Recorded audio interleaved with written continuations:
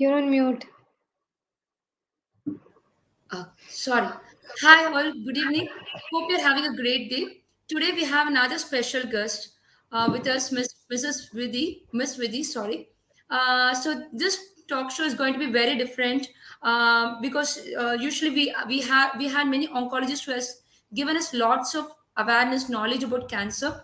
Today is going to be completely different, where Miss Vidhi is here to share with us about a special therapy which is really going to benefit the cancer survivors. So first, let me tell about Miss Vidhi.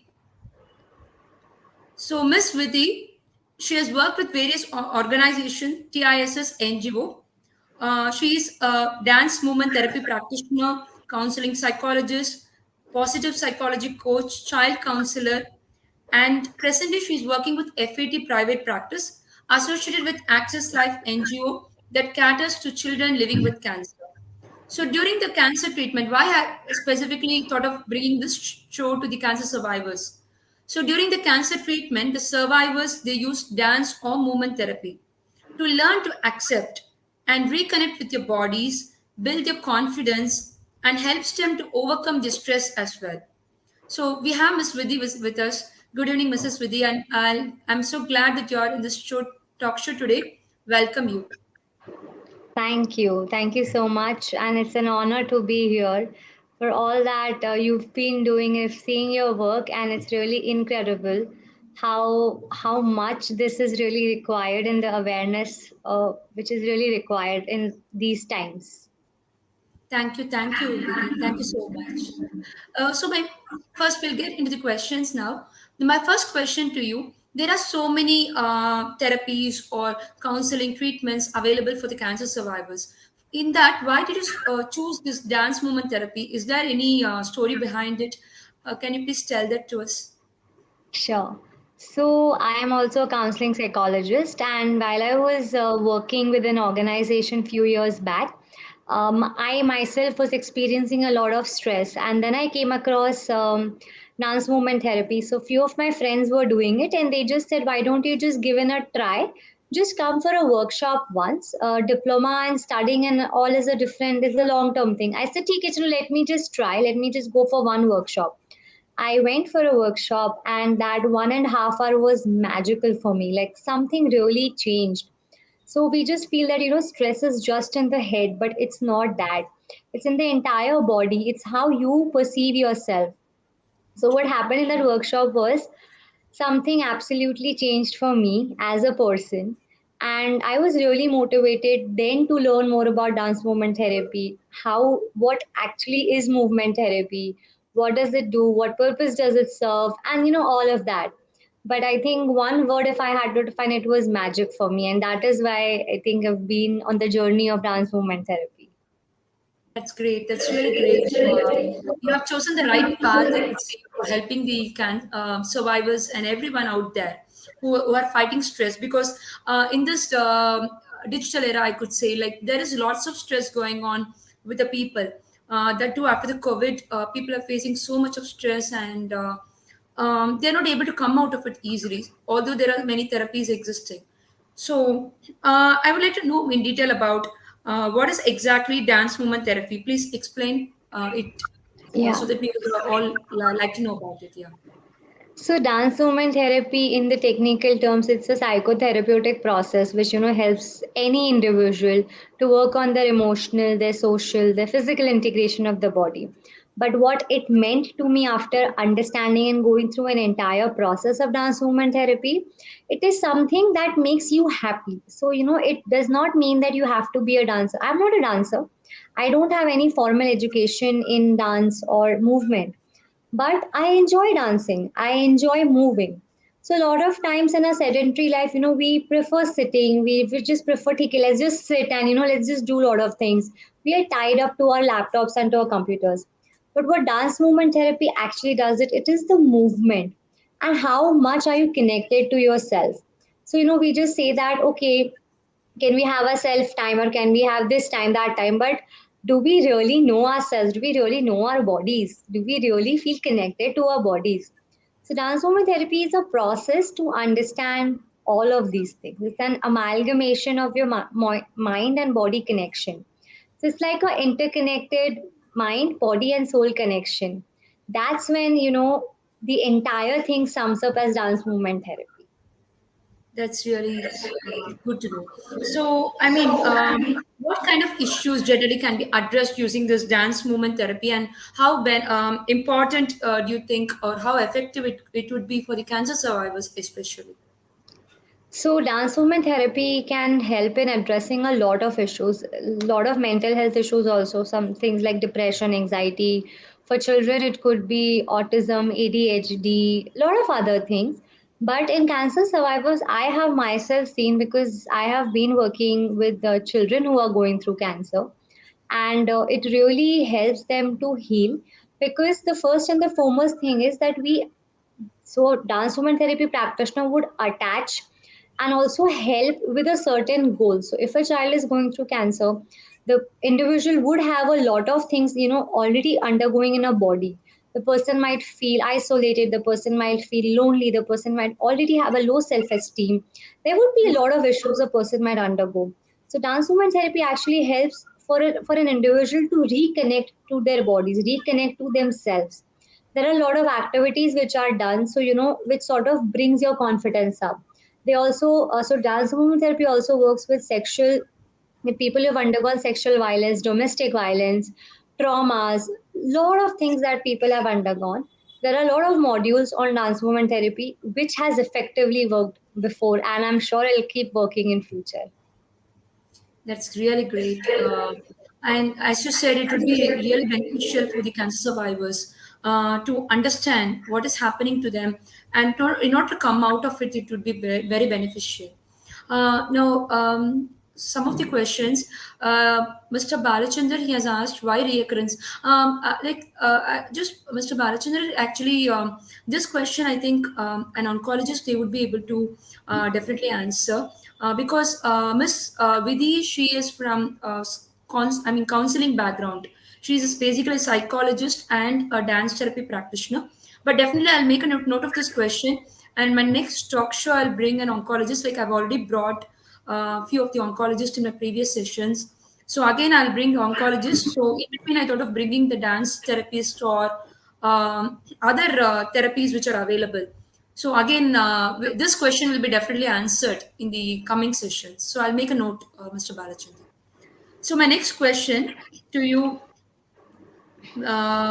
so why do we, I mean, what are the benefits? What kind of issues can be treated during this movement therapy, and how effective it is for the cancer survivors? So in specific, the issues like you have told, like stress, trauma, and those things. But what benefits does it have?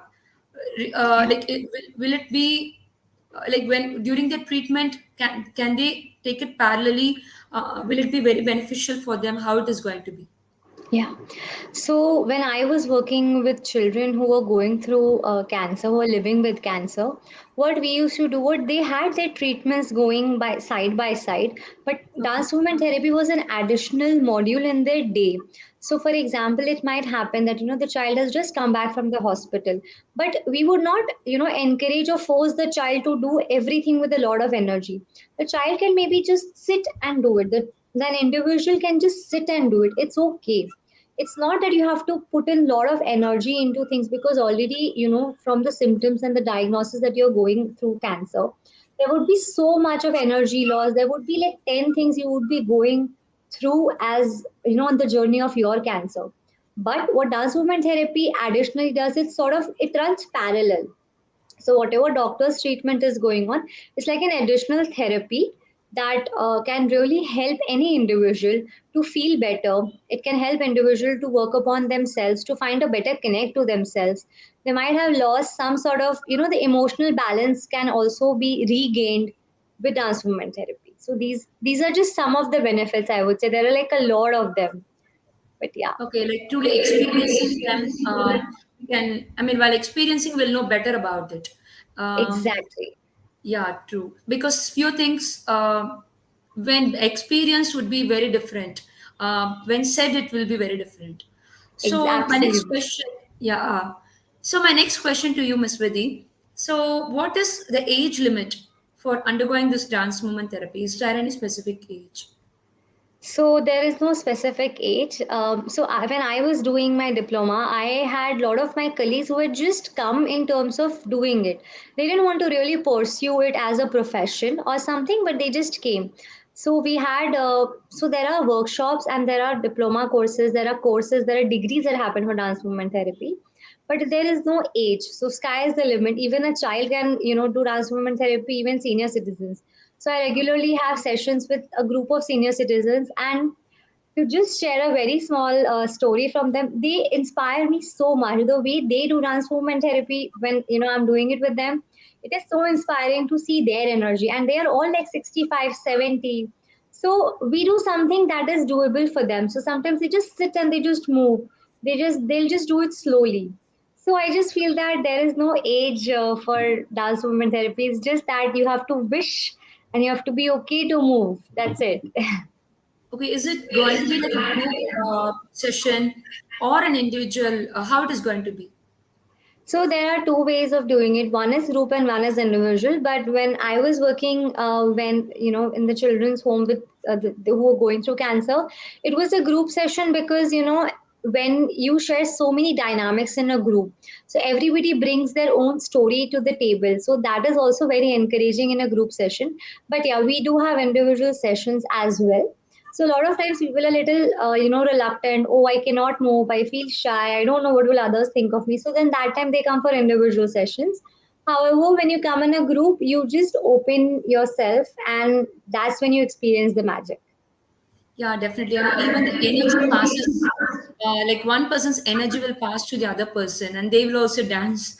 So Yeah. that is the one benefit. Yeah. So Right. next question, my next question, how does dance movement helps to, so you said like in one of the previous questions, you said it helps to reconnect with your bodies. In what way it helps to reconnect with your bodies? Yeah, so dance movement therapy sessions are divided into a lot of different parts. So there's like an opening ritual, there's a closing ritual, there's a warm up process, there is some sort of heavy movement, then there are relaxations. So a lot of tools and techniques are used. So sometimes the techniques used which are visual imagery, there are creativity aspects, there is a lot of cues given to a group, and then people can co-create things together from that.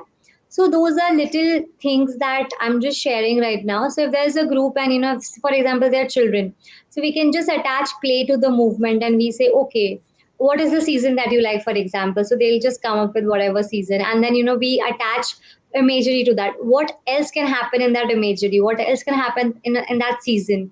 So the kids keep coming up with a lot of cues, and then they create an entire dance over it. So this is just an example. And then there is music. We use a lot of props. There is balloons, ribbons. Lot of things can be used as props. Just cues can be given. So there are various ways to like sort of really enhance this into like a proper session. So when you said like it is going to be a very enjoyable one, so what kind of movement is it going to be? It's like it is kind of soft, subtle movements, or some heavy movements will also be there. What kind of movements will be there? So every group has a different dynamics, and every group has a different goal. So for example, if I'm doing this session with say cancer survivors and say most of them have just come back from their therapy or from their treatment, so whatever goal would we would set as a facilitator, the goal would not be to make them do a lot of heavy movements. But say people have been doing better in their cancer journeys, and then they want to do, so they will be like little playful movements, little movements that they can really do, that they can really enjoy, reconnect to themselves. So it is designed as per the need of the group. Oh, that's great. So as per the need, so you're telling like if the people and also need as well as the age will plays the matter. Yeah, Yeah. yeah. So actually, I would like to put this question forward, which is very important, I believe, because there are so many myths revolving around cancer. Especially, I hear some myths and I could see some people believing in everywhere I could see. It's like during the cancer treatment, you have to take full rest actually without moving your body. You have to be always on the rest so that the medicine will work properly for you. you should take enough rest and eat well, sleep well. So this is what I hear. What do you think about it? Is it a myth or is it true? So here I would say that respect your body, listen to what your body is really willing to do. For example, if your body is really exhausted and then you really force your body to do something very heavy, A, you might not get the results. B, you'll really start affecting your body more and your health might deteriorate. So dance movement therapy also really teaches you to listen to what you are feeling. There can be things that your body might not be permitting you to do, and if we are in a group session you might, so for example there are like bigger movements or there are like a lot of energy movements, but if you think you are in a session and you cannot move, you can just slowly move your hand. That is absolutely okay. No one has asked you to do something like, oh my god, no, I have to put a lot of energy. You might, with that extra energy, you might just affect your health the next day.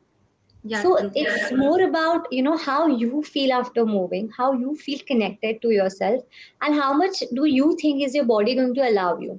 So sometimes in flow, people hear the music and they just dance and they say, oh, I feel tired, I feel exhausted. Yeah, because you did not listen to your body. We as facilitators always have certain instructions given at every segment of the session, that whenever you want to move, make sure you're not overdoing. So yeah.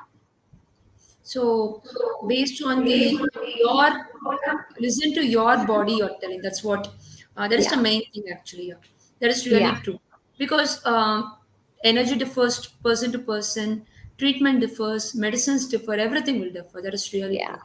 So my last question, which is going to help all the survivors out there.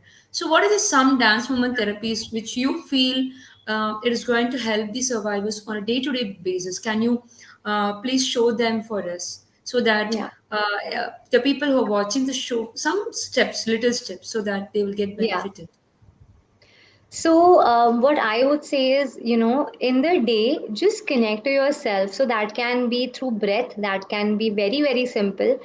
Sometimes we just forget to even we don't acknowledge our bodies. We don't have the habit of doing that because we've never taught that. So something as simple as just hugging yourself tight is also the safest and the purest form of loving yourself. And while you do that, just understanding how you're feeling, just you know connecting more deeply to yourself. While I'm doing this, I'm also trying to see how my hand, do we really think in the day how my hand feels? No, we will never do that because we don't have the time. We never think how my chest is feeling, how my legs are feeling. We will never do that because we're never taught to do that, right? But when you are giving yourself some time, just understand, talk to your hands, talk to your body. It's okay to talk to yourself. It's, trust me, it's going to be an amazing experience. There's one simple exercise. So sometimes when we feel very angry about a lot of things, so just try collecting all the things that you feel angry about and then just release it. So, but when you're releasing it, all these things are to be done in a guided way because it might you might not be able to do it properly.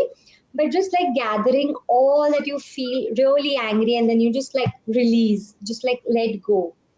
But yeah, when done under a professional or a trained person, it's of course better. But simple things, just stretch your hands, stretch your neck, stretch your head. Whenever you get time in the day, just talk to yourself. Just take small walks wherever you are. If you think you're in an office setup, you're in a home setup, you're anywhere. Take smaller walks. Keep doing something. Walk bare feet on the grass. Simple things like these, this sort of just like openers for your body to reconnect again. It's really the work tips you have given. It will be helpful for everyone because we always think our body has a mission. Like we treat it as a mission, which is like our hands are doing for work, doing the cooking or working on the laptop, or legs are just for walking. We always think in that manner, but we don't Yeah, appreciate our body parts. Like as you said, rightly said. So this would definitely benefit everyone. So please do stretch your hands, hug yourself, as Ms. Vidhi said.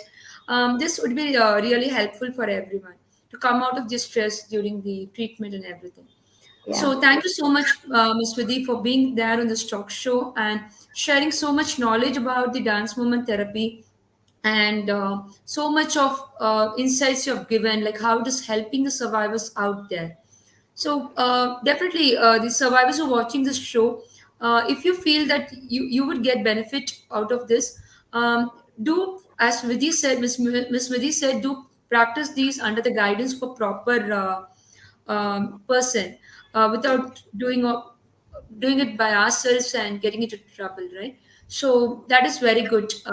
So thank you once again, and let's meet another show with another interesting topic. With so many questions are coming up, and we'll have these questions being addressed by an oncologist or someone else. So please keep posting your questions in this video or DM me so that I'll bring the respective people from the respective profession, and I'll have you those questions answered. I'll try my best actually.